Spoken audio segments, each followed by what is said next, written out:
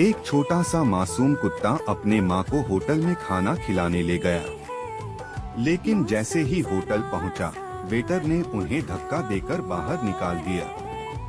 बेचारे माँ बेटा रो पड़े। फिर छोटे से कुत्ते ने मेहनत की, दिन रात काम किया और अपने पैसों से एक होटल खोला, जहां हर माँ को फ्री में खाना मिलने लगा। माँ की आंखों में खुशी के आंसू आ गए। लेकिन दोस्तों, इतना सब होने के बाद भी किसी ने लाइक और सब्सक्राइब नहीं किया। आपकी माँ की कसम, एक लाइक और सब्सक्राइब जरूर कर दो।